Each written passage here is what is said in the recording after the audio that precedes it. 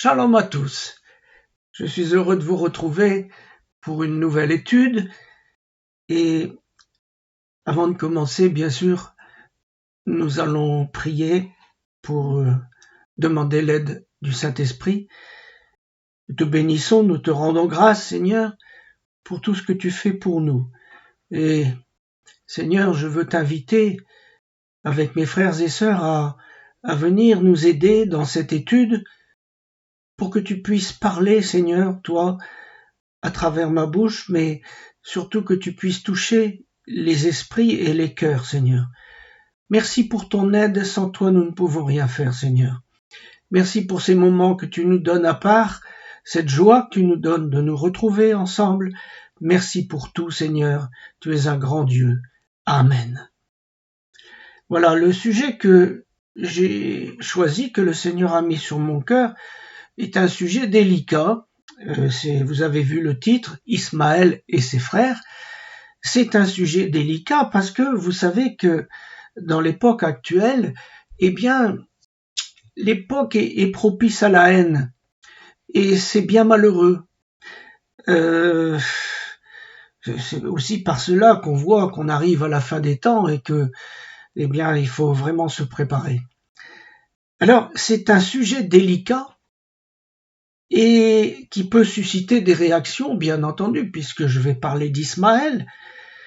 Mais je tiens à préciser tout de suite que durant ma carrière, vous savez que j'étais enseignant, j'ai eu de nombreux étudiants et étudiantes maghrébins ils ont tous été sérieux et respectueux avec moi, d'ailleurs je les respectais, et c'était réciproque.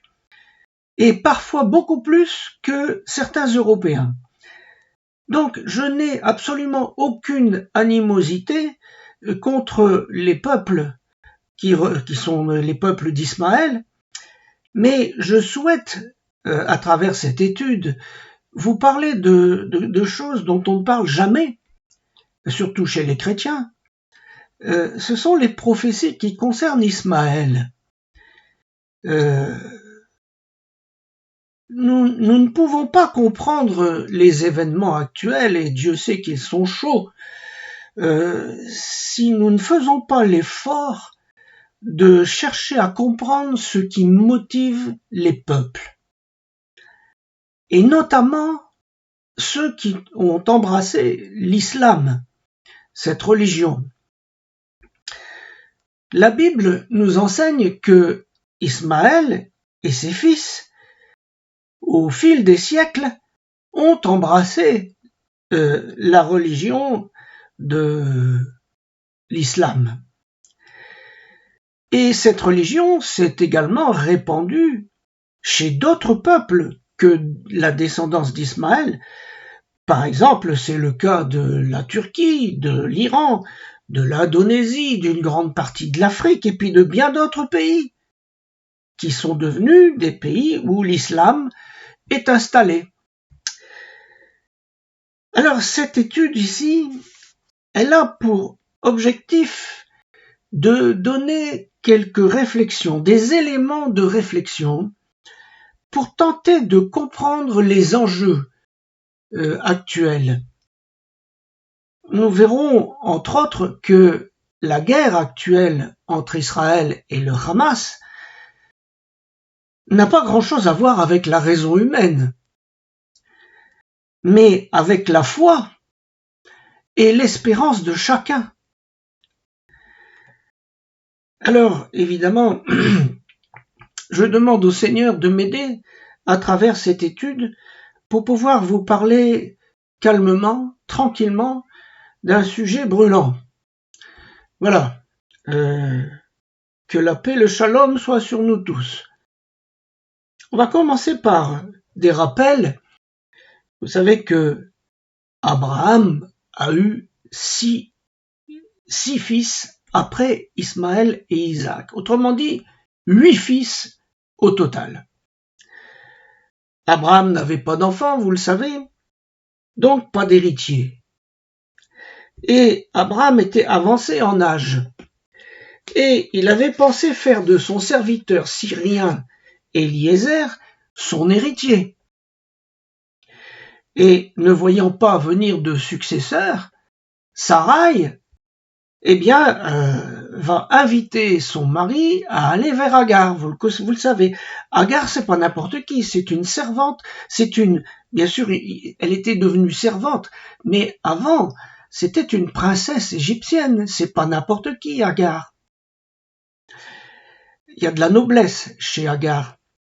Et cette femme, Agar, va donc, alors que Abraham a 86 ans, va lui donner un fils,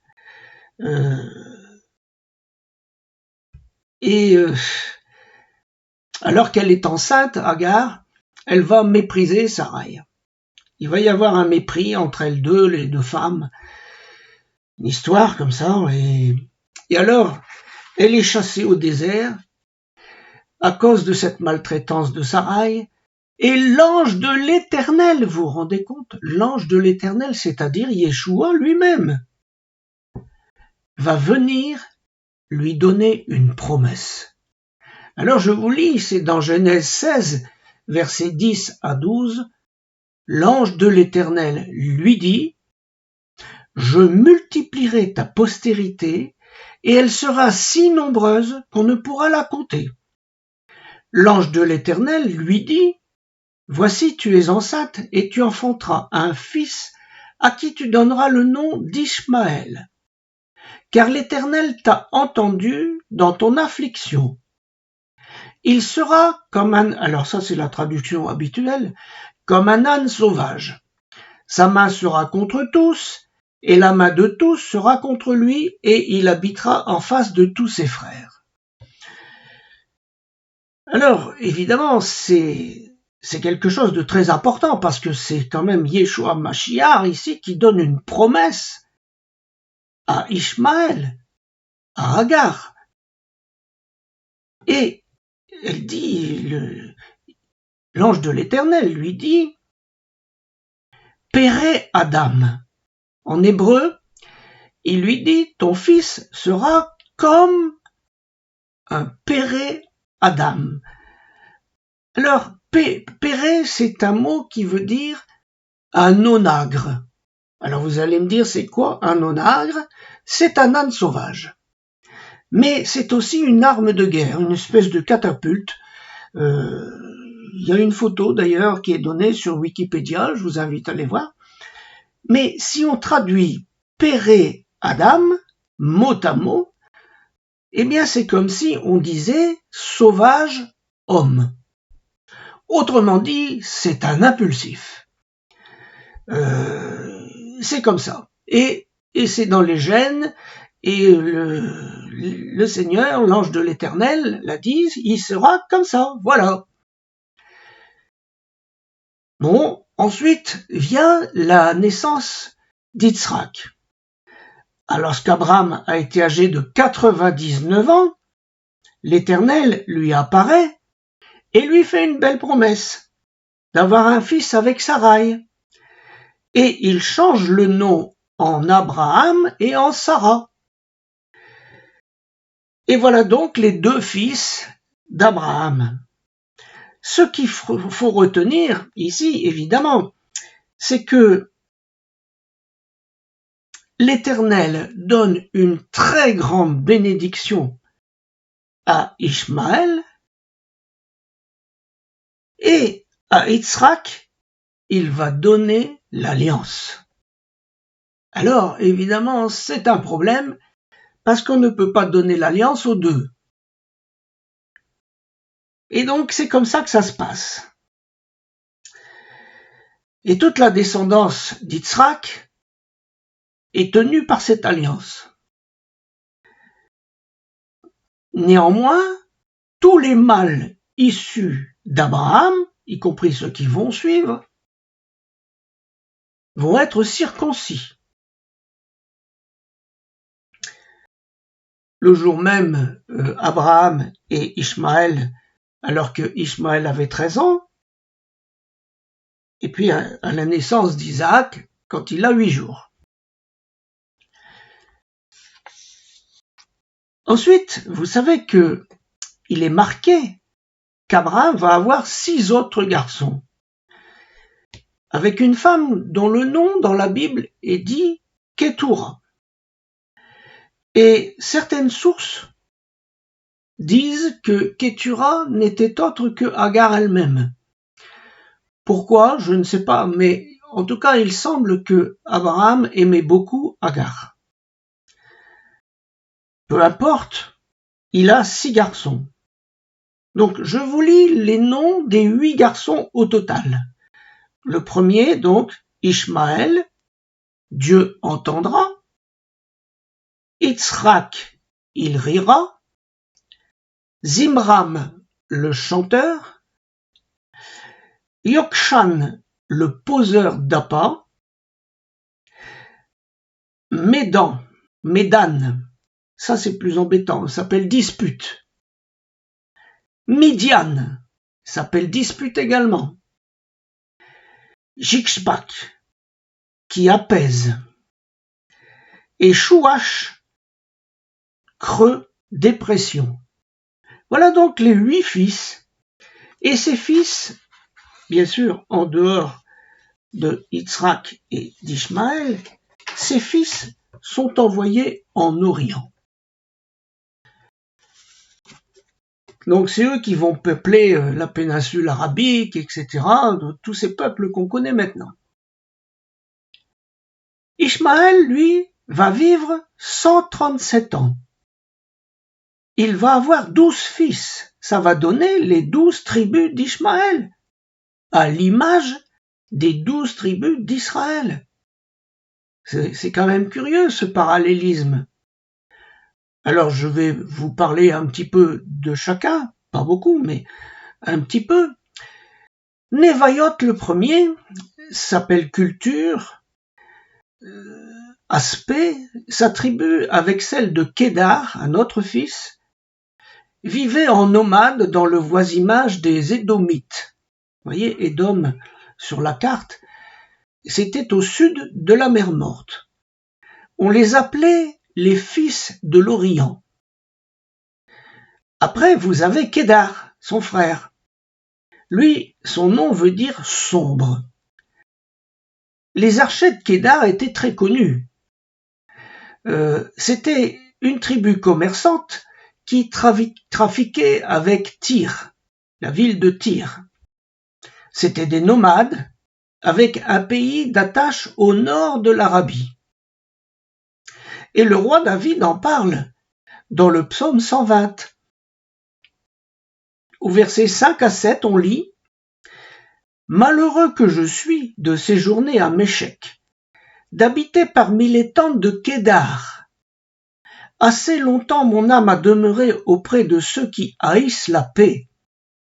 Je suis pour la paix, mais dès que je parle, ils sont pour la guerre. » Et oui, on retrouve le caractère d'Ishmaël qui est toujours prêt à se battre, etc., etc. C'est un impulsif. Ensuite, nous avons Adbel, qui veut dire discipliné de Dieu. Puis Mivsam, qui veut dire un baume, souvent associé avec la tribu de Mishma, parce que Mishma, c'est celui qui veut dire purification, qui écoute.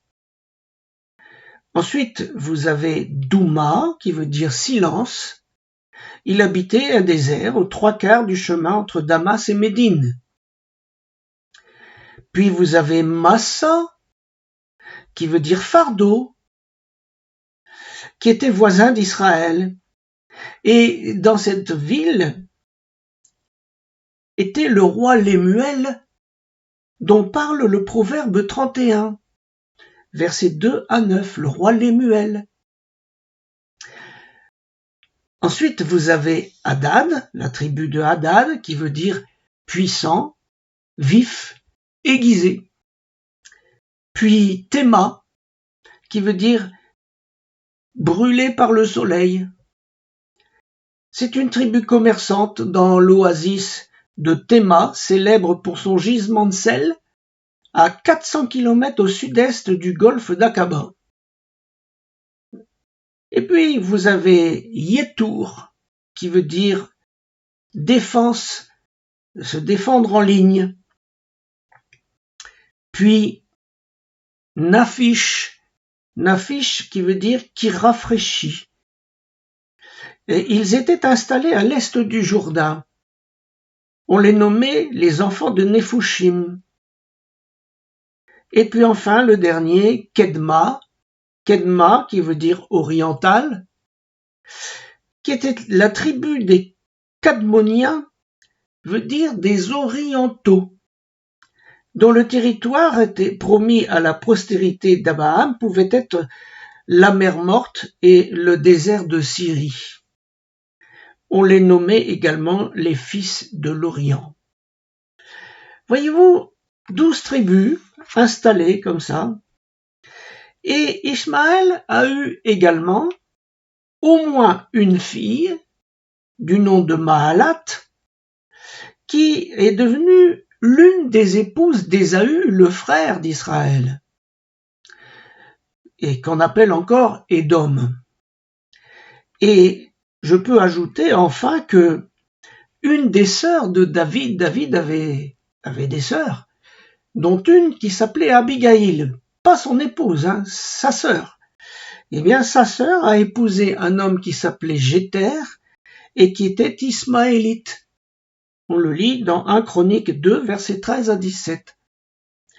Donc, on voit qu'Abraham a été le père de nombreuses nations, non seulement israélites, d'une grande partie de ce qu'on appelle les Arabes, et aussi des chrétiens par la foi. Alors, chacun d'eux a reçu des promesses.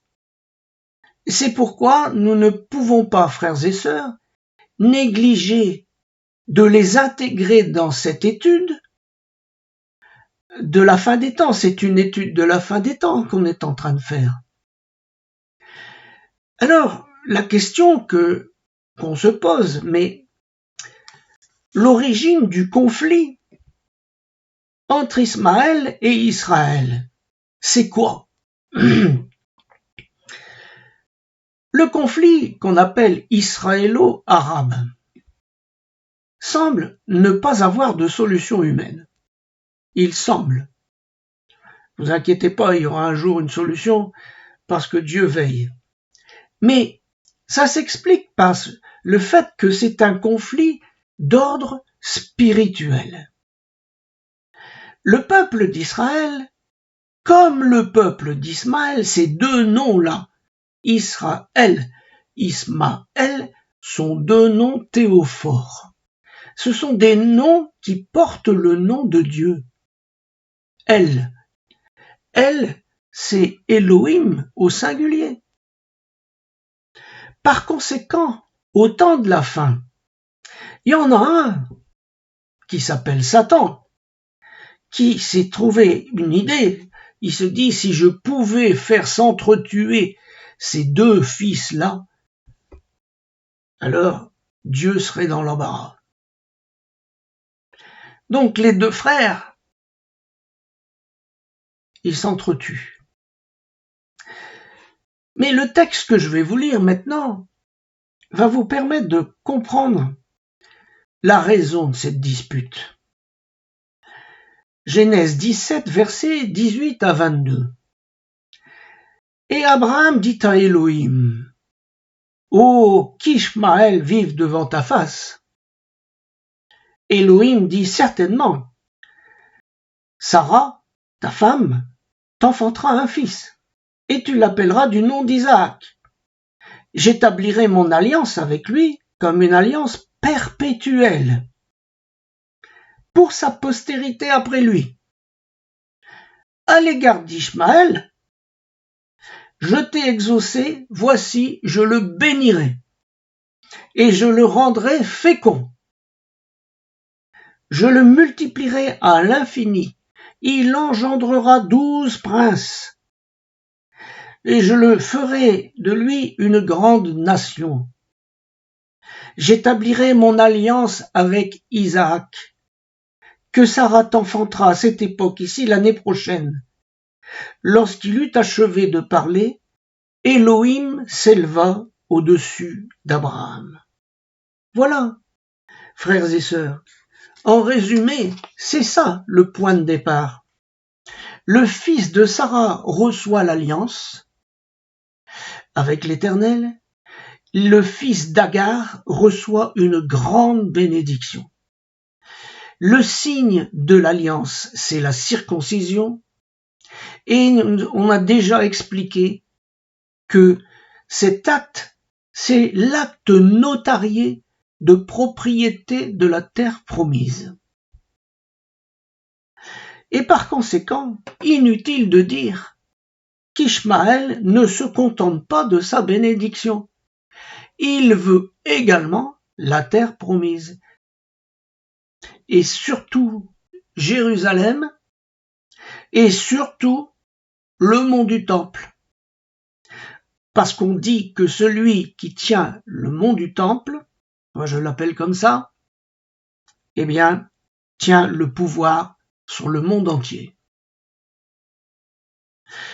Je voudrais ajouter que Édom, c'est-à-dire Ésaü, Édom, c'est Rome, c'est l'Europe, on en a déjà parlé.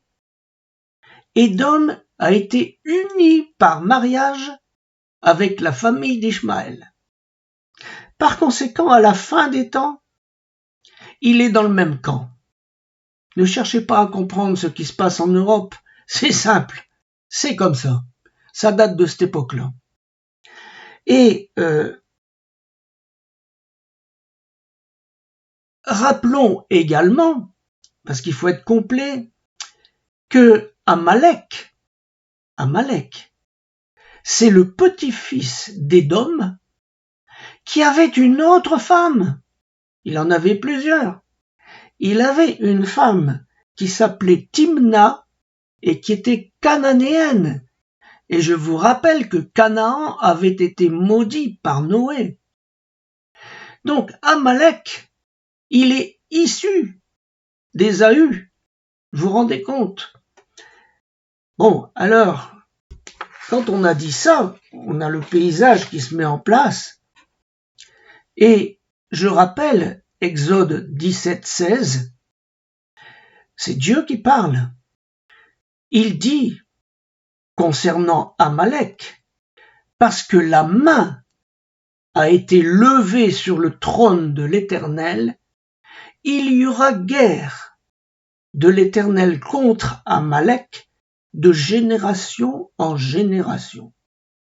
Donc, à chaque génération, l'esprit d'Amalek s'incarne de nouveau dans un peuple ou dans une organisation pour combattre l'Éternel et Israël, en tout cas la descendance d'Isaac et de Jacob. Au cours de l'histoire, Amalek a longtemps été incarné par l'Église romaine. Faut ouvrir nos yeux quand même. Et puis par les royaumes européens. Les rois d'Europe étaient d'ailleurs pour la plupart assujettis à Rome, puis aussi à certaines périodes, pas toujours, par l'islam, puis aussi par la Russie, par les pays de l'Est, la Pologne, etc., par moments, pas toujours, par le nazisme, bien sûr, etc. Je rappelle que Hitler disait déjà en 1922, on venait à peine de sortir de la guerre 14-18, que s'il parvenait au pouvoir, il exterminerait les Juifs. Il le disait. En plus, Amalek le dit avant de le faire. Amalek, c'est qui? C'est l'antisémite total qui veut détruire physiquement la descendance d'Isaac et de Jacob, bien sûr. Et il est toujours là à chaque génération. À chaque fois, ça recommence. Parce que c'est un caméléon. C'est comme ça. Alors, tout ça nous amène à comprendre pourquoi l'Europe, Édom, et Ishmaël s'unissent à la fin des temps, vous verrez, pour tenter de faire disparaître Israël. Mais il y a d'autres peuples également qui viennent s'ajouter, se greffer. Je vais vous lire le psaume 83 juste après, mais vous allez voir que les Philistins nous parlent de la bande de Gaza. C'est là qu'ils habitaient. Et puis Tyr nous parle du Liban. Amalek, bien sûr, lui, une fois à droite, une fois à gauche, une fois dans ce peuple, une fois dans un autre, etc. Et puis les descendants de Lot, c'est la Jordanie. Bref, je vous lis le psaume 83, versets 2 à 5, 2 à 8. Ô Dieu, ne reste pas dans le silence, ne te tais pas, et ne te repose pas, ô Dieu, car voici tes ennemis s'agitent. Ceux qui te haïssent lèvent la tête. Ils forment contre ton peuple des projets pleins de ruses, et ils délibèrent contre ceux que tu protèges. Venez, disent-ils, exterminons-les du milieu des nations, et qu'on ne se souvienne plus du nom d'Israël. Ils se concertent tous d'un même cœur. Écoutez bien. Ils font une alliance contre toi.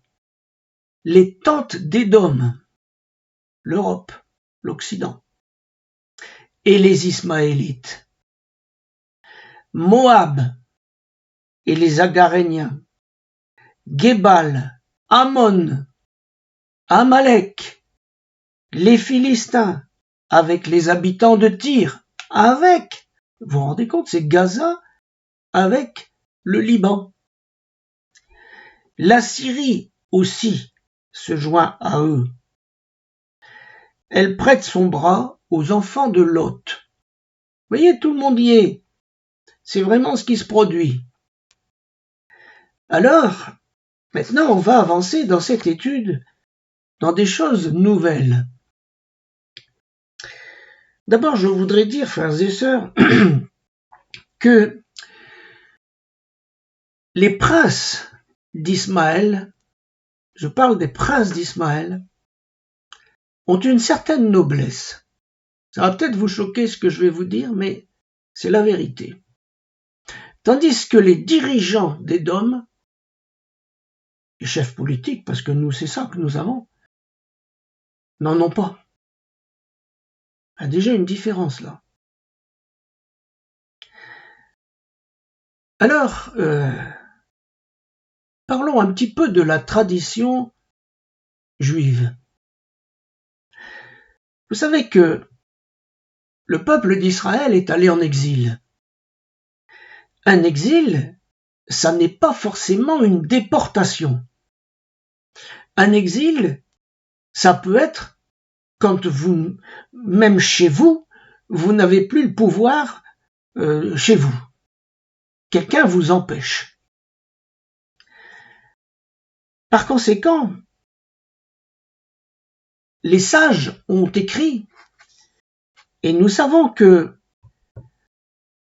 avant la venue du Mashiach, les sages ont écrit ceci, que Israël a vécu jusqu'à présent 4 exils, si on compte Babylone, la Perse, la Grèce. Pourquoi la Grèce? Parce que les Grecs étaient venus en Israël et avaient pris carrément le pouvoir.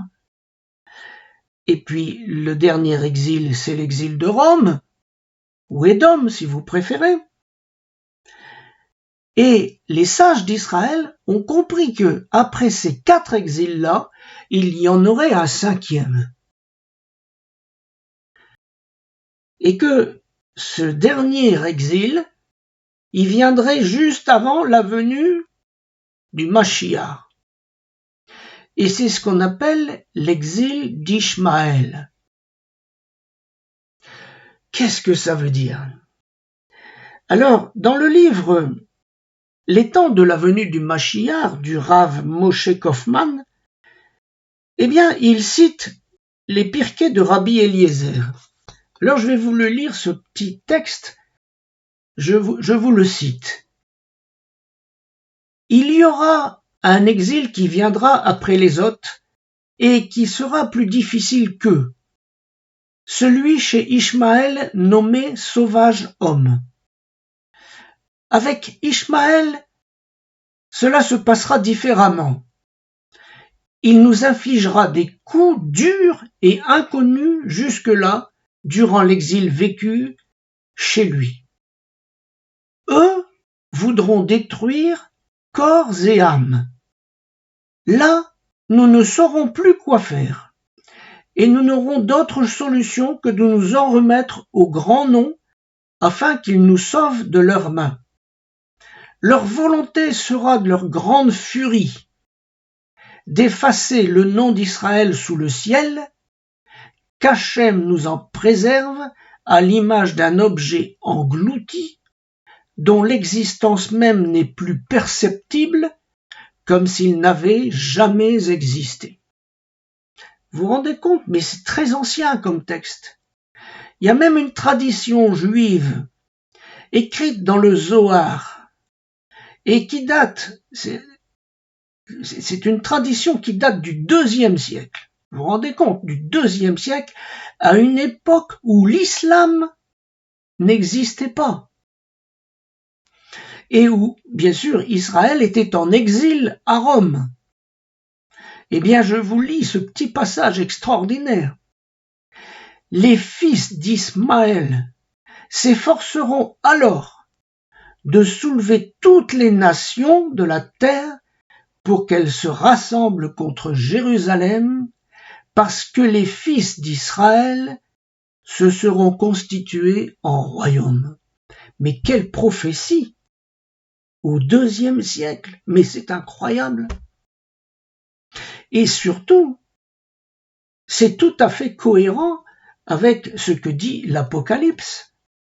Vous voyez, dans Apocalypse 16, versets 13 à 16, on lit « Et je vis sortir de la bouche du dragon, de la bouche de la bête et de la bouche du faux prophète 3 esprits impurs, semblables à des grenouilles, car ce sont des esprits de démons qui font des prodiges et qui vont vers les rois de toute la terre afin de les rassembler pour le combat du grand jour du Dieu Tout-Puissant.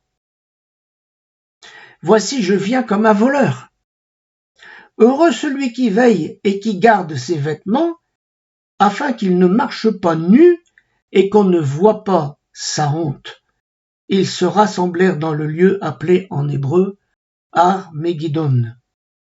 Donc vous voyez que il y a des prophéties qui sont très claires et qui sont données. Et c'est ce que les Juifs appellent l'exil d'Ishmaël.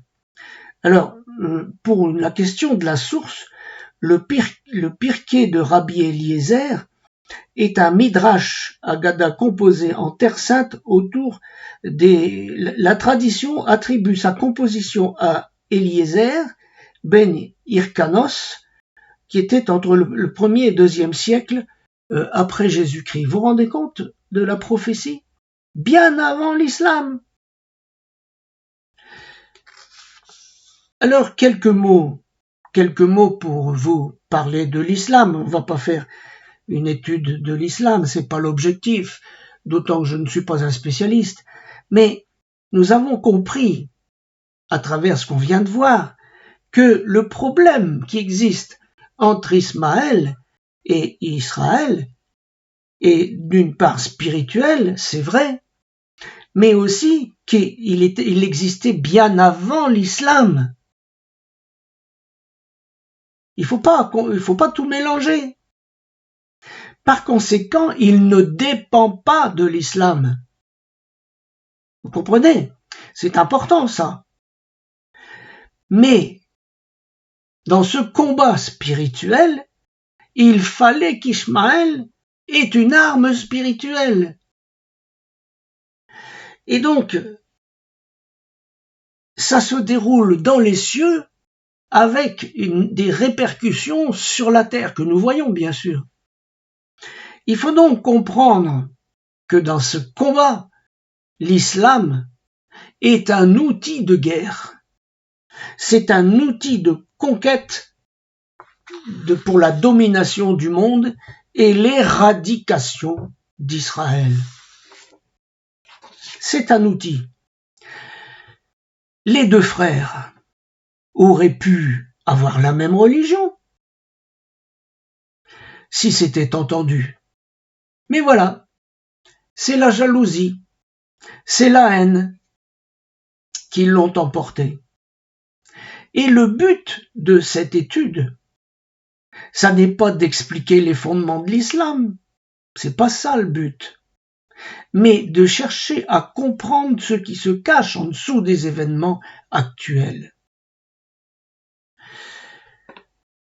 Je vais quand même donner quelques précisions par rapport à la foi chrétienne. L'islam n'a rien à voir avec la foi chrétienne. Parce que le Coran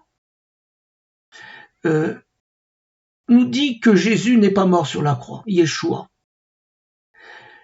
Mahomet n'a pas prétendu apporter une religion nouvelle, mais restaurer celle de toujours que Dieu avait précédemment révélée, d'après lui, aux prophètes tels que Adam, Noé, Abraham, Moïse, et les hommes ont altéré cette religion. Jésus est appelé Issa dans le Coran et il occupe une place importante. Il est désigné par Verbe et Esprit de Dieu. Mais l'islam refuse de l'appeler Fils de Dieu, bien entendu. Selon Mahomet, Jésus n'est pas mort. Il n'est pas mort. Il n'a même pas été crucifié. Et il reviendra un jour comme musulman dans la communauté musulmane. Je vais vous lire le texte, c'est écrit. Il brisera la croix, il exterminera les porcs, mettra à mort l'antichrist qu'on appelle le Dajjal. Alors, on va préciser tout ça, et je crois qu'il est nécessaire, ici, de lire quelques passages du Coran. Donc, Coran 4, 157, je vous le lis. Et à cause de leurs paroles, nous avons vraiment tué le Christ Jésus, fils de Marie, le messager d'Allah. Or, et je lis, ils ne l'ont ni tué ni crucifié, mais ce n'était qu'un faux semblant. Et ceux qui ont discuté sur son sujet sont vraiment dans l'incertitude. Ils n'en ont aucune connaissance certaine. Ils ne font que suivre des conjectures, ils ne l'ont certainement pas tué. Plus loin, il est écrit « Mais Allah l'a élevé vers lui. Et Allah est puissant et sage. » Et je lis encore plus loin au 471 « Ô gens du livre chrétien, n'exagérez pas dans votre religion, et ne dites pas d'Allah que la vérité, et ne dites d'Allah que la vérité. Le Messie, Jésus, fils de Marie, n'est qu'un messager d'Allah. Sa parole qu'il envoya à Marie est un souffle de vie venant de lui. Croyez donc en Allah et en ses messagers, et ne dites pas trois. Cessez, ce sera meilleur pour vous. Allah n'est qu'un Dieu unique, il est trop glorieux pour avoir un enfant. C'est à lui qu'appartient tout ce qui est dans les cieux et sur la terre, et Allah suffit comme protecteur. Donc vous voyez ce que dit le Coran. Bref, je résume par rapport à la foi chrétienne. Cette religion nie la mort et la résurrection de Yeshua. Ceci dit, beaucoup de musulmans, la plupart d'ailleurs, sont très sérieux dans leur foi, quelquefois bien plus sérieux que les chrétiens dans la leur. Ils sont sincères dans leurs croyances. Mais je voudrais rappeler les Écritures, 1 Jean 2, versets 22 et 23. Ça, ce sont les Écritures. Qui est menteur, sinon celui qui nie que Yeshua est le Mashiach? Celui qui est l'Antichrist, qui nie le Père et le Fils. Quiconque nie le Fils n'a pas non plus le Père. Quiconque confesse le Fils a aussi le Père. Et dans 1 Corinthiens 15, versets 17 à 18, il est dit « Et si le Mashiach n'est pas ressuscité, votre foi est vaine. Vous êtes encore dans vos péchés, et par conséquent aussi ceux qui sont morts en Mashiach sont perdus. » Autrement dit, si le Christ n'est pas ressuscité, notre foi est inutile. Et c'est ce que disent les musulmans. Pour résumer ce que dit l'islam par rapport à Jésus, je le résume très courtement. Jésus, Yeshua, je dis Jésus parce qu'il le cite comme ça, Issa si vous préférez, est né de la Vierge Marie suivant l'annonce faite par l'ange Gabriel. Les chrétiens sont considérés comme des gens du livre ainsi que les juifs. Jésus est qualifié de Verbe et d'Esprit de Dieu. Jésus n'est pas mort pour nos péchés, c'est une apparence qui a été clouée à sa place. Il n'est donc pas question de la résurrection de Jésus. Jésus a été enlevé au ciel par Allah et il reviendra à la fin des temps. On va en parler. Il est impossible que Jésus soit le Fils de Dieu parce que Dieu n'a pas de fils. Allah n'a pas de fils. Le Coran réfute totalement la notion de Trinité. Il appelle les chrétiens des associateurs, alors que l'islam dit Dieu n'a pas d'associé. Mahomet, lui, est appelé le consolateur. Le consolateur, ça vous rappelle quelque chose? Envoyé par Jésus. Voilà. Alors, tout ceci étant dit, nous allons rentrer maintenant dans quelque chose de plus délicat encore, c'est de parler des prophéties de l'islam. D'abord, il faut se rappeler que le monde islamique, qui n'est pas forcément constitué uniquement, je rappelle, des fils d'Ishmaël. Il n'y a pas que eux. Il y a beaucoup d'autres peuples. L'islam est divisé en deux. Il y a les sunnites et les chiites. Je vais faire très court. Les sunnites mettent l'accent sur la tradition qu'on appelle la sunna. Ils considèrent les 4 premiers califes comme légitimes. Abu Bakr, Omar, Othman et Ali, les 4. Et ils désignent comme successeurs, ces 4-là sont des successeurs du prophète, et maintenant les successeurs du prophète sont désignés par investiture chez les sunnites.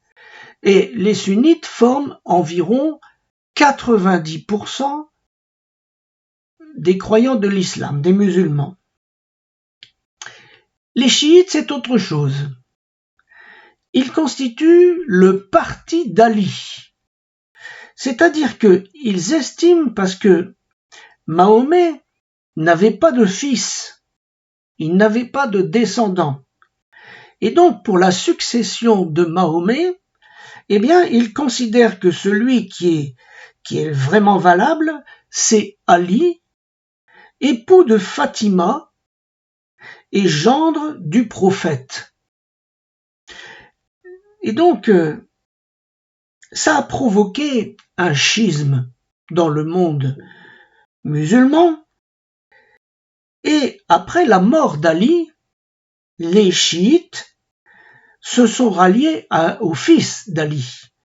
Le premier s'appelait Hassan, qu'on appelle le deuxième imam, le premier étant Ali, bien sûr. Puis, il y a aussi Husyan, le troisième imam, et ce dernier a été tué par les Omeyyades en Irak en 680. Et donc il est vénéré comme martyr, et les chiites vénèrent les imams issus d'Ali, qui se succèdent. Et ils croient que le dernier de la lignée des imams, a été caché. Et ils attendent la réapparition de l'imam caché. Et cependant, ils se divisent entre eux, les chiites. Il y a plusieurs sous-groupes, parce qu'ils ne sont pas tous d'accord sur le nombre d'imams. Alors, il y a la secte des duodécimains qui domine en Iran, qui sont fortement représentés en Irak, au Liban et en Afghanistan, mais aussi en Inde. Ils croient qu'il y a 12 imams qui descendent d'Ali. Le 11e était Hassan al-Skari, descendant direct d'Ali, qui épousa une chrétienne convertie à l'islam, et, écoutez bien, ici, parce que c'est là que ça devient intéressant, son fils, Muhammad al-Mahdi, a été le 12e imam. Et il a décidé le terme utilisé, de s'occulter. Il a disparu en 873, dès la mort de son père. Il a disparu. Et d'après la prophétie des prophéties islamiques, il devrait être le Mahdi, c'est-à-dire le calife bien guidé, dont le retour aurait lieu en même temps que celui du prophète Jésus. Et ça va inaugurer une ère de justice et de bonheur. Le mot Mahdi vient de Hada, qui signifie guider. Le prophète s'est servi de ce mot dans son sens littéral, parce que le prophète Mohammed a dit « Je vous recommande ma tradition, et la tradition de mes califes orthodoxes est bien guidée après moi. » En pratique, Mahdi désigne un homme de la famille du prophète qui viendra à la fin des temps, remplira la terre de justice et d'équité après qu'elle eût été remplie d'injustice et d'iniquité. La tradition islamique dit que le Mahdi sera un imam ayant un message puissant qui précédera la fin du monde et la venue de l'Antichrist, qu'on appelle le Dajjal, pardon. Cet imam raffermira la communauté musulmane dans sa foi. Alors, d'où on tire tout ça? Eh bien, ce sont ce qu'on appelle les hadiths. Pour les chrétiens qui ne connaissent pas, qu'est-ce que c'est qu'un hadith? Eh bien, dans la religion islamique, les hadiths forment un recueil des actes et des paroles de Mahomet et de ses compagnons à propos de commentaires du Coran ou de règles de conduite. Les hadiths, ensemble, forment ce qu'on appelle la sunna, la tradition. C'est donc le second fondement de l'islam. Alors, je vais vous lire des hadiths. Un hadith d'Al-Bukhari, rapporté par Abu Hurayra, dit que le prophète disait ceci: « Comment vous comporterez-vous lorsque le fils de Marie descendra parmi vous et que votre imam sera parmi vous ?» Un autre hadith dit: « Lorsque vous entendrez son appel, allez vers lui, prêtez-lui serment, même si vous deviez ramper sur les glaciers, car il est en vérité le calife de Dieu. » Vous voyez, le Mahdi n'est pas une idée, c'est un homme, un signe, c'est une personne vivante qui symbolise dans l'esprit de l'islam, qui symbolise le bien. Comme le Dajjal symbolise le mal que nous appelons l'Antichrist. Les deux hadiths que je viens de vous lire sont une promesse pour les musulmans. Elles affirment la venue sur terre du Mahdi et de Issa, Jésus. Toute la communauté islamique connaît cela, ou doit connaître ça. Il s'agit du Mahdi, du Saint Maître et de son commissionnaire, le Messie, Jésus. Alors, ce n'est pas à moi à juger de la véracité ou non de ces textes. C'est pas ça qui m'intéresse dans cette étude. Ce qui m'intéresse dans cette étude, c'est que les peuples ont reçu des promesses à travers ces choses-là, et leur comportement est conditionné par ces promesses. Vous comprenez?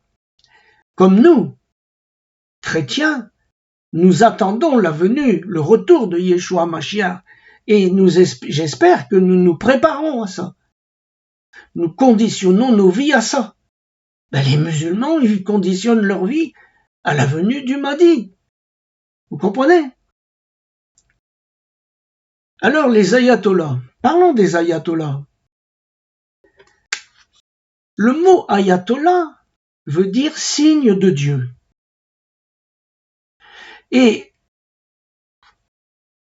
d'après ce qu'ils disent, ils sont les seuls, ces signes de Dieu, dignes d'interpréter la pensée de l'imam caché.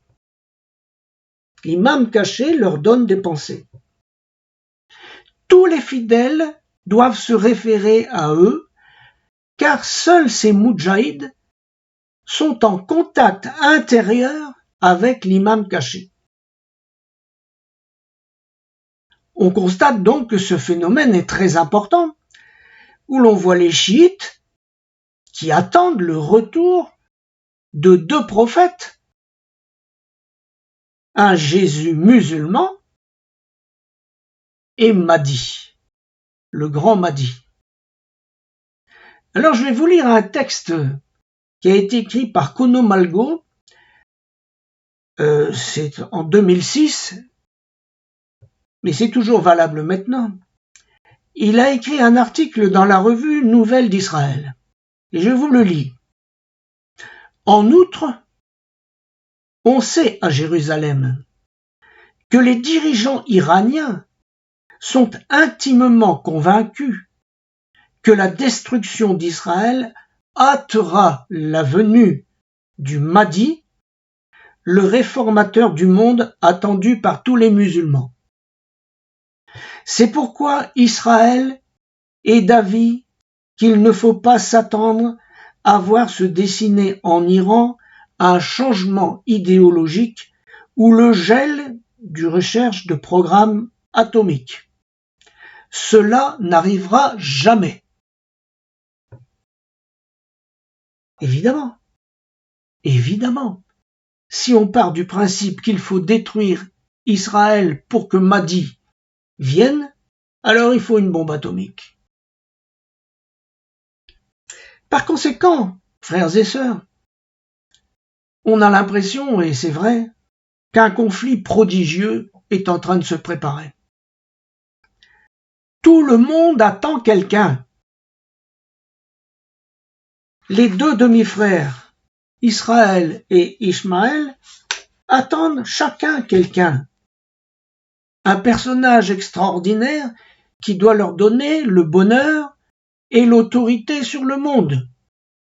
L'un attend le Mashiach, attendu par les Israélites. Le monde musulman attend le grand Mahdi. Tout l'islam attend ça.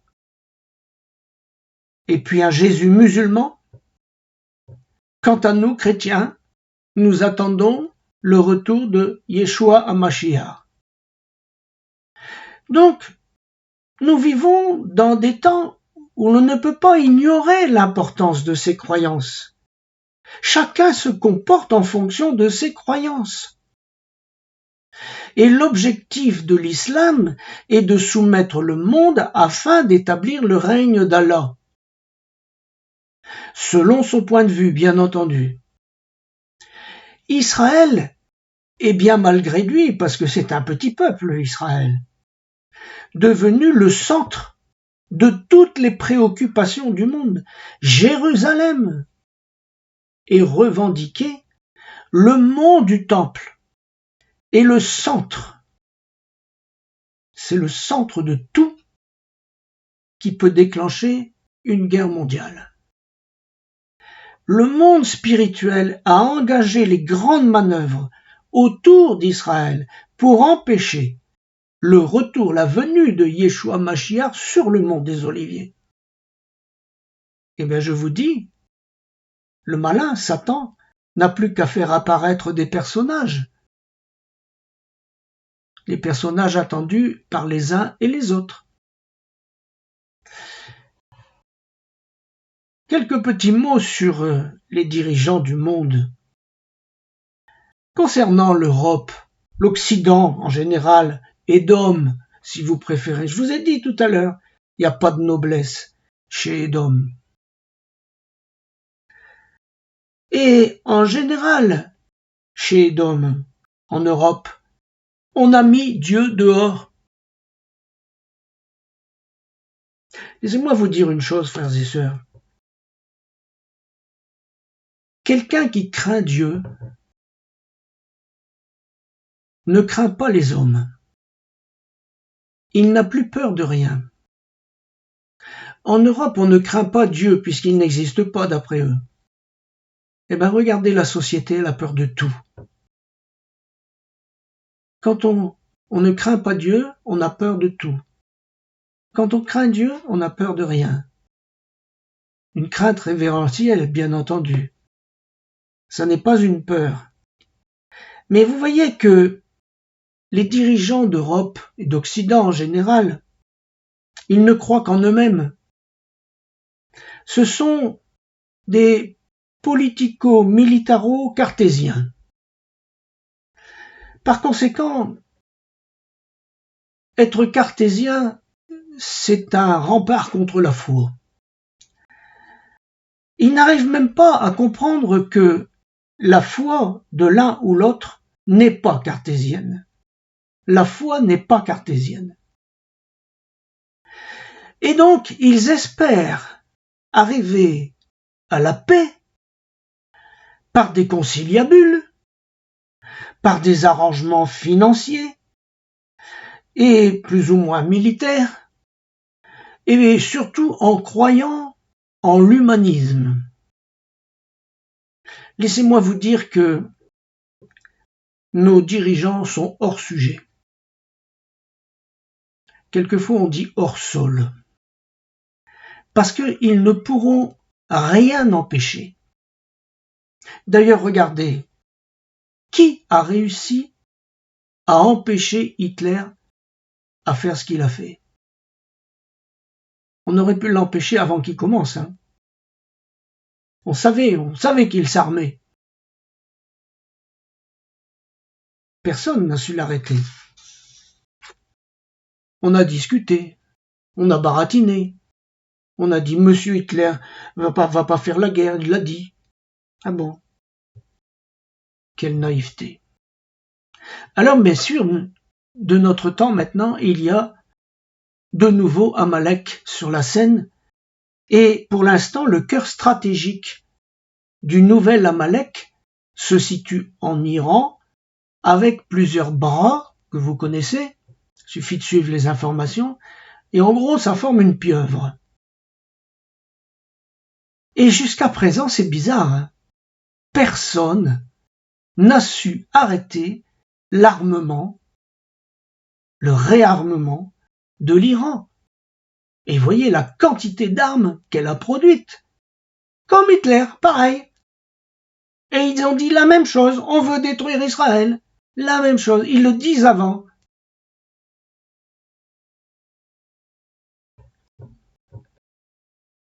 Personne ne savait stopper Hitler, personne ne sait stopper l'Iran. Je vais même vous dire mieux.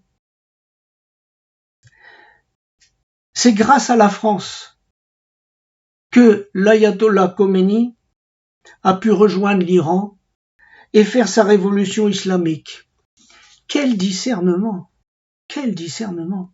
Je vous lis, j'ai pris sur Wikipédia et je lis ce petit texte. Cette révolution se prépare depuis Neauphle-le-Château, où, arrivé en France le 6 octobre 1978, c'était Giscard d'Estaing à l'époque, il s'installe le 10 octobre 78 et il propage ses idées par le biais des conférences organisées à son domicile, mais aussi principalement sous la forme de cassettes audio diffusées et dupliquées largement dès leur arrivée en Iran. Cette diffusion massive et furtive permet aux opérateurs d'échapper au contrôle du gouvernement iranien sur les médias classiques. Et c'est grâce à la France. Eh oui, chers amis, la naïveté. Ou alors c'est la... Je dis rien, voilà. Bref, je peux me tromper, frères et sœurs, mais je pense que actuellement, nous sommes ici, on est le 4 février 2024. Je pense que l'extension au nord d'Israël, avec le Hezbollah, ne se fera pas tant que la bombe atomique de l'Iran ne sera pas prête, opérationnelle. Parce que le Hezbollah, c'est un bras de l'Iran, le Hezbollah est une cartouche à un coup. Par conséquent, même si les dirigeants occidentaux parviennent à calmer le feu au nord pendant un moment, ce serait uniquement reculer pour mieux sauter. Pourquoi? Parce que les autres, ils préparent leurs bombes. À moins, bien sûr, que l'Éternel n'en décide autrement, je vous dis, je peux me tromper. C'est lui le maître du monde. Et il est écrit concernant Gog et ses associés, et l'Iran est un associé de Gog, la Perse. Il est dit dans Ézéchiel 38 au verset 4, « Je t'entraînerai et je mettrai une boucle à tes mâchoires, je te ferai sortir, toi et toute ton armée, etc. » C'est Dieu qui les attire, c'est Elohim. Et vous savez que Gog, le Rav Dinovitch, a dit, mais Gog, Gimel Vav, Gimel, peut être interprété comme Goïm Vegoïm, c'est-à-dire peuples et peuples, ou si vous préférez, l'ONU, toutes les nations. Vous voyez un petit peu l'attitude de l'ONU contre Israël? Surveillez les informations. L'Iran ne cache pas son projet, n'a pas caché son projet de détruire Israël, et la bombe nucléaire, ce serait sans doute destiné à Tel Aviv ou à Haïfa, parce que Jérusalem, c'est précieux. Et vous savez, les ayatollahs, c'est pas Ismaël, hein, les ayatollahs. Les ayatollahs sont patients. Ils se préparent longtemps à l'avance. Ils ne veulent pas échouer dans leur projet. Et laissez-moi vous dire une chose. Ils se moquent, mais alors complètement, de ce que pensent et disent les dirigeants occidentaux. Mais alors complètement, parce que ce sont des incroyants. Ce qui compte aux yeux des ayatollahs, c'est la venue du grand Mahdi. Même si l'Iran, la Perse, doit en payer le prix très élevé. Les militaires occidentaux surveillent les progrès de l'Iran. Bien sûr, il y a des espions, il y a tout ce que vous voulez, on surveille. Concernant notamment la capacité des fusées, et puis aussi d'essayer de faire une bombe réduite en taille, etc. Mais une bombe nucléaire, laissez-moi vous dire une chose, elle peut très bien être véhiculée par un moyen non conventionnel profitant d'un chaos qu'on aurait créé auparavant. Les gens ont des idées, vous savez. Pour l'instant, la stratégie actuelle du nouvel Amalek, c'est de faire monter l'antisémitisme partout dans le monde, et ça marche. Beaucoup de gens bien pensants se déclarent contre Israël. Chacun a l'occasion en ce moment de se révéler par rapport à Israël. Je précise que les Iraniens ne descendent pas d'Ismaël, et c'est un peuple qui est en partie seulement, constitué d'indo-ariens. Les Ariens, ça vous rappelle quelque chose? La Perse fait partie de la coalition de Gog, et par conséquent son sort est donc connu à l'avance. Mais en attendant, ça peut faire beaucoup de mal. Alors, il y a un livre qui est paru il y a pas mal d'années, que j'ai découvert fortuitement et que j'ai lu avec beaucoup d'intérêt, il y a longtemps d'ailleurs, qui s'appelle « Les prophéties de l'islam », écrit par Jean Ézéchiel, aux éditions Alphée. Vous pourrez peut-être le retrouver. C'est un sujet qui est très très mal connu, notamment des chrétiens. Et parce que les chrétiens vont dire, ah bon, les musulmans aussi, ils ont des prophéties? Oui, ils ont des prophéties. Et il y a toute une série de prophéties, ce sont des hadiths. Je ne juge pas, je vous ai dit, je ne juge pas de la véracité ou pas de ces prophéties. Ce que je sais, c'est que le monde musulman y croit. Et c'est ça qui est important. Parce que quand un peuple croit à elle quelque chose, eh bien, son attitude va produire quelque chose. Vous comprenez? Alors,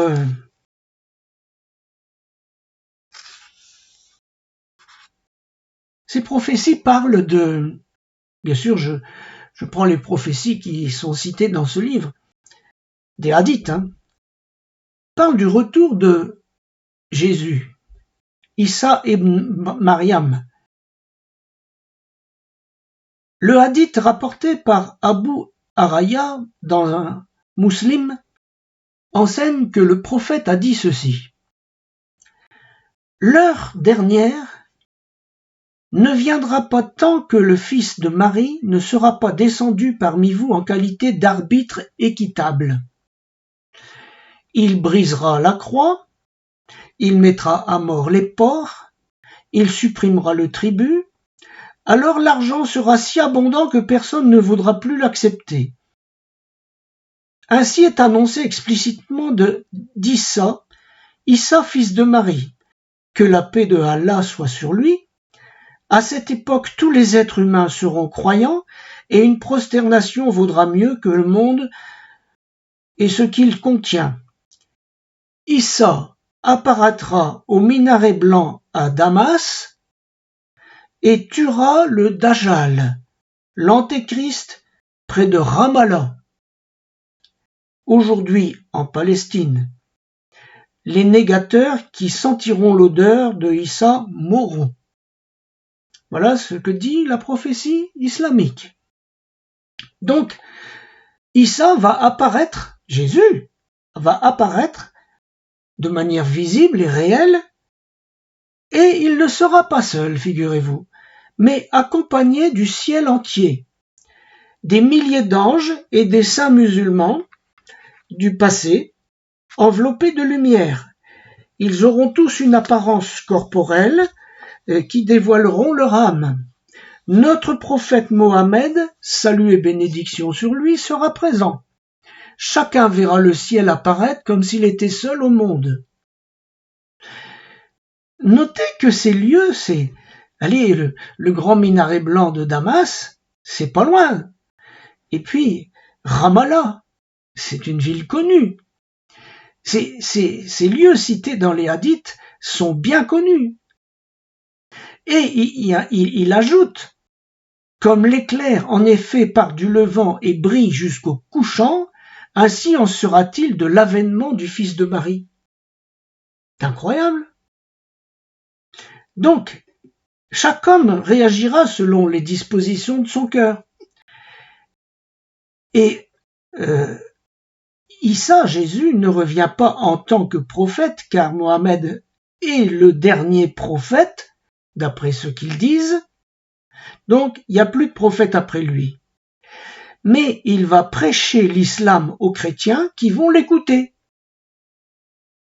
Il affirmera qu'il n'est pas Dieu, mais le Messie. Il interdira le porc et détruira le mythe de la croix. Il pratiquera l'islam qui sera la dernière religion à subsister. Et ceux qui auront su rester fidèles dans l'épreuve de l'Antéchrist seront bénis. Les peuples qui seront soumis à l'Antéchrist seront repentants. À genoux, ils diront « Nous ne savions pas que tu existais. Nous croyons et on nous l'avait dit que tu étais qu'un mauvais esprit, un Dieu jaloux de son pouvoir. Pardon pour nos péchés, fais de nous ce qu'il te plaira. » Donc, pour ceux qui se seront repentis, il n'y aura ni jugement ni condamnation. Issa rétablira la paix sur terre, mais au moment où l'on croira que tous les malheurs de l'humanité seront finis, une dernière épreuve, la pire de toutes, surviendra.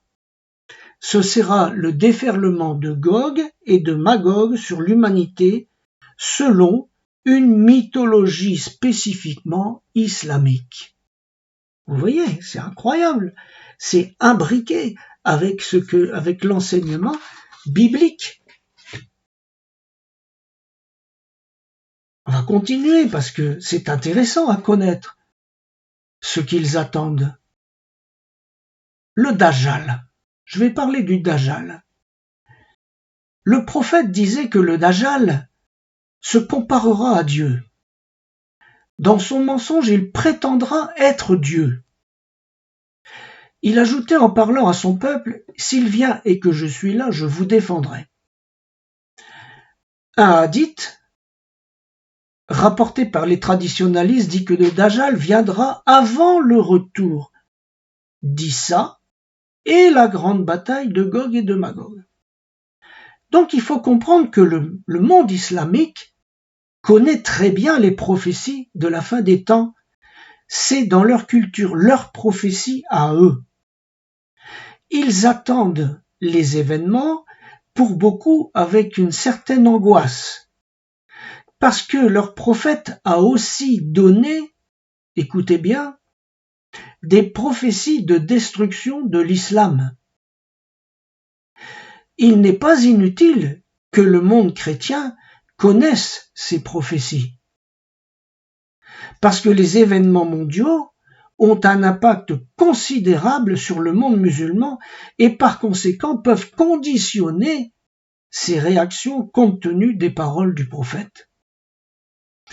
D'après le prophète, le Dajjal sera d'origine juive, bien entendu. Il sera jeune, naîtra à Khorasan, en Irak.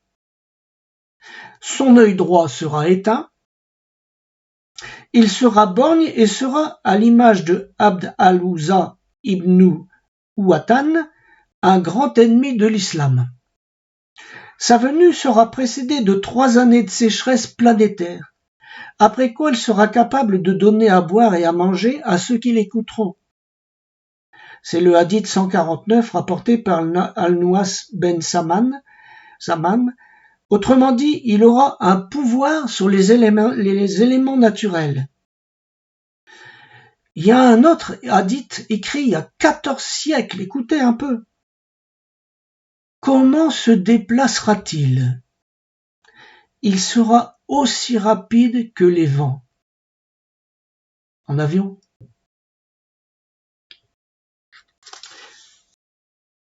L'islam considère que le Dajjal sera nuisible pour l'islam, à un tel point que le prophète a dit dans le hadith 148, rapporté par Imran ben Hossein, que celui qui entend parler de l'Antéchrist s'en éloigne.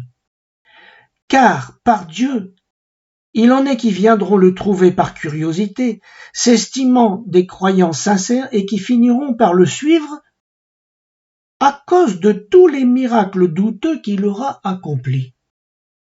Vous voyez, l'Antichrist va faire des miracles aussi d'après eux. Et donc l'Antichrist aura un pouvoir de vie et de mort. Il sera en quelque sorte capable de ressusciter quelqu'un après l'avoir tué. Il sera une calamité pour le monde entier.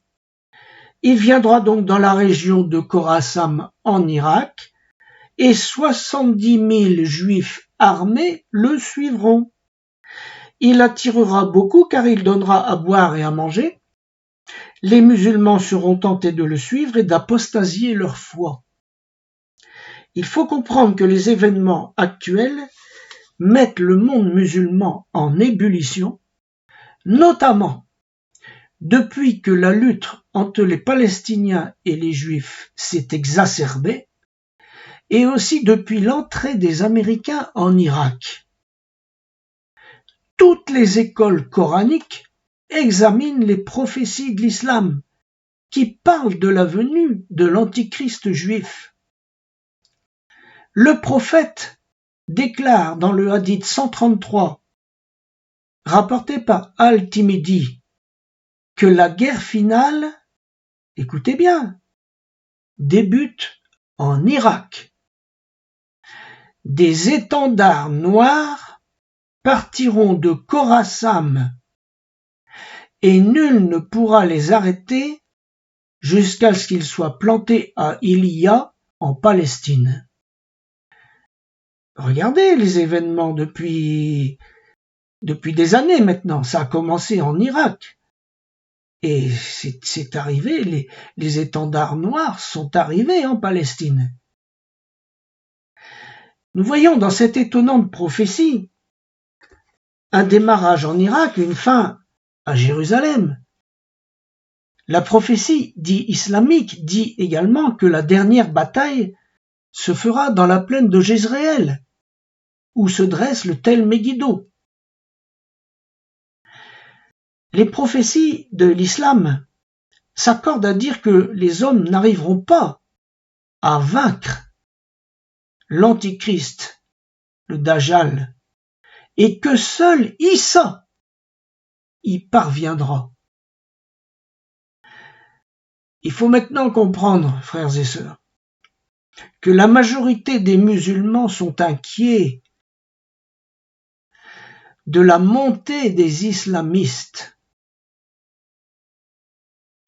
Ce sont des extrémistes qui sont persuadés que la guerre qui a été commencée en Irak contre l'Occident va se terminer par une victoire totale de l'islam et l'instauration d'un califat sur le monde entier.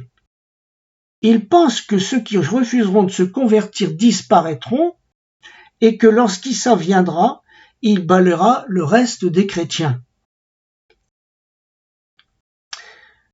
Les musulmans spirituels, qui sont les sages, les musulmans sages parmi eux, les érudits, font une autre analyse. Ils comparent la situation du monde islamique à celui des Juifs dans leur guerre contre les Romains. Il y avait les zélotes, qui étaient des extrémistes. Ce sont les zélotes qui ont provoqué les Romains. Et vous avez vu comment ça s'est terminé. Ils étaient persuadés d'instaurer le royaume, de chasser les Romains de Palestine, et ils ont provoqué une puissance plus forte qu'eux. Ils sont allés jusqu'au bout et ça finit par la destruction de Jérusalem, du temple et la dispersion des Juifs. Eh bien, la crainte des musulmans modérés est de voir le même processus se mettre en place. Les attentats contre l'Occident, s'ils se multiplient, eh bien, la façon de présenter l'islam à l'Occident par les extrémistes va finir par dégoûter le monde occidental qui est très puissant du point de vue militaire. Je vous rappelle que quand on parlait d'Ésaü, il vivrait grâce à son épée. Et ça peut conduire à éradiquer ce qui fait la puissance politique de l'islam. C'est pas moi qui le dis, je vais vous lire un texte. Éradiquer les lieux saints. Il faut savoir qu'au mois de septembre 2005, le Congrès américain a autorisé l'utilisation d'armes nucléaires contre les terroristes et contre les pays qui les hébergent. Écoutez, il y a une prophétie, je ne sais pas si tous les musulmans la connaissent, mais c'est la dite 78, rapportée par Abu Hurayra, qui dit ceci. L'heure suprême n'arrivera pas avant qu'un feu ne jaillisse du pays de Hedjaj, dont la lueur éclairera les coups des chameaux se trouvant à Bassora. Alors, on va essayer de comprendre ce que ça veut dire. Le pays de Hedjaj, c'est l'Arabie Saoudite. En Arabie Saoudite, vous savez qu'il y a les lieux saints de l'islam. Et il y a une lueur qui va monter et être vue à Bassora. Bassora, c'est en Irak. C'est à 1000 kilomètres. Frères et sœurs, qu'est-ce qui peut donner une lumière qui jaillit et qui se voit à 1000 kilomètres de distance, sinon une bombe atomique?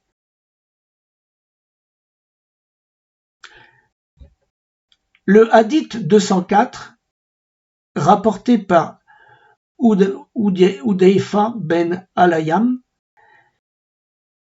dit « L'islam sera foulé de la même manière que l'on froisse les broderies d'un bel habit, si bien qu'on ne saura plus que c'est ce qu'est le jeûne, la prière, l'aumône ou un rite religieux. En une nuit, le Coran sera oublié sans qu'il en reste la moindre trace sur terre. Seuls demeureront quelques groupes de gens, comptant des vieillards et des vieilles femmes qui diront « Nous avons connu un temps où nos pères prononçaient ces paroles, il n'est point de divinité en dehors de Dieu. » Ils ignoreront tout de la prière, le jeûne, l'aumône et tout autre rite. Voyez, c'est incroyable ces prophéties qui sont données. Ainsi, d'après ces textes, c'est pas moi je les ai pas inventés.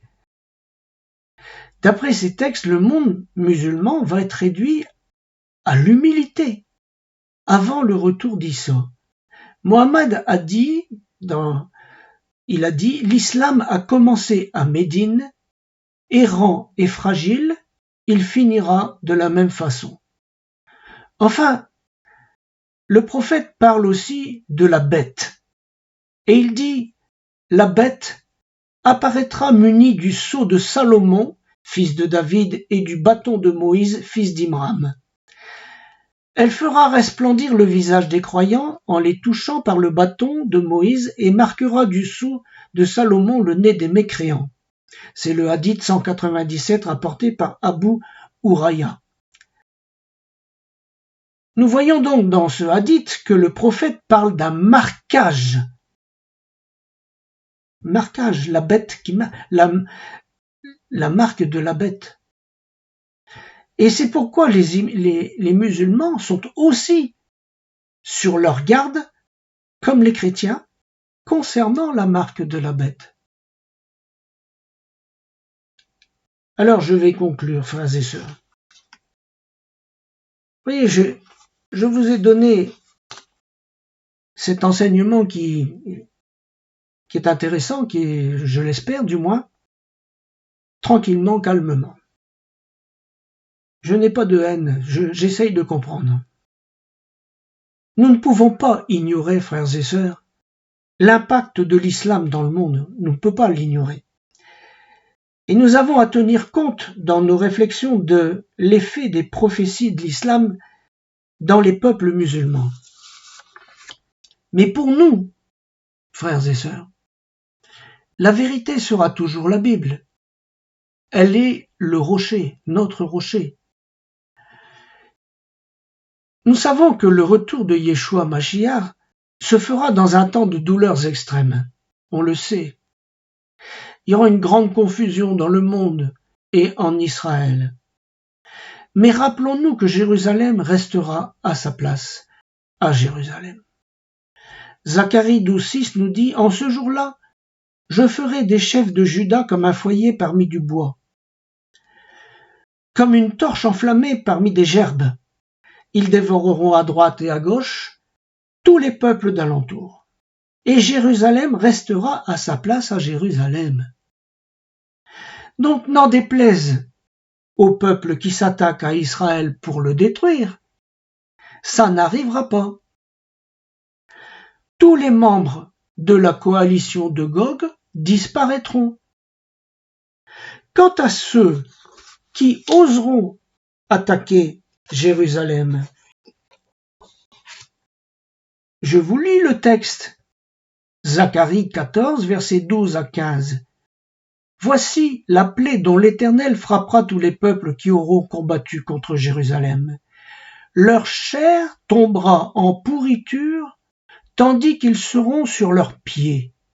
Leurs yeux tomberont en pourriture dans leurs orbitres, et leur langue tombera en pourriture dans leur bouche. En ce jour-là, l'Éternel produira un grand trouble parmi eux. L'un saisira la main de l'autre, et se lèveront la main les uns sur les autres. Juda combattra aussi dans Jérusalem, et l'on amassera les richesses de toutes les nations d'alentour, l'or, l'argent, les vêtements, et en très grand nombre. La plaie frappera même les chevaux, les mulets, les chameaux, les ânes, et toutes les bêtes qui seront dans ces camps. Cette plaie sera semblable à l'autre. Alors, vous voyez, dans la folie humaine, eh bien, l'humanité est prête à s'autodétruire. Mais, vous savez, frères et sœurs, dans la Bible, il y a l'histoire d'un frère qui a tué son frère. Caïn a tué Abel. Par jalousie. Parce que Dieu avait préféré le cadeau de l'un plutôt que de l'autre. C'était le choix de Dieu. Mais remarquez une chose.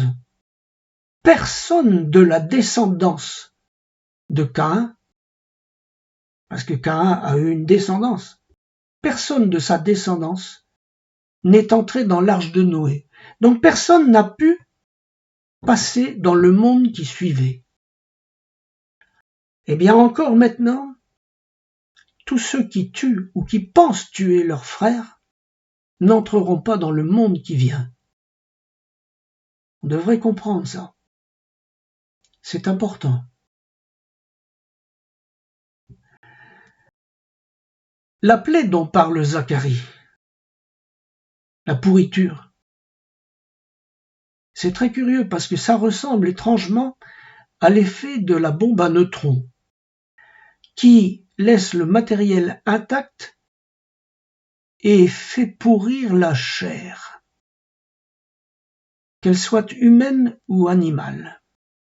Que chacun donc, frères et sœurs, s'examine et réfléchisse bien pour savoir quelle est notre espérance, sur quoi nous appuyons notre espérance. Est-ce que nous sommes comme Caïn qui veut tuer son frère? On devrait même dire assassiner. Moi, je voudrais terminer en vous disant que combattre contre Israël, ça revient à combattre contre le choix de Dieu. Donc, ça revient à affronter l'Éternel lui-même. Et laissez-moi vous dire, pour terminer, que c'est perdu d'avance.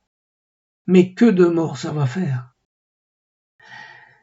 Voici, je veux repasser en mon cœur ce qui me donnera de l'espérance. Lamentation 3:21.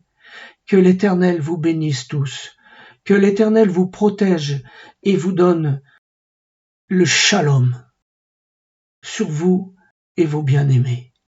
Amen.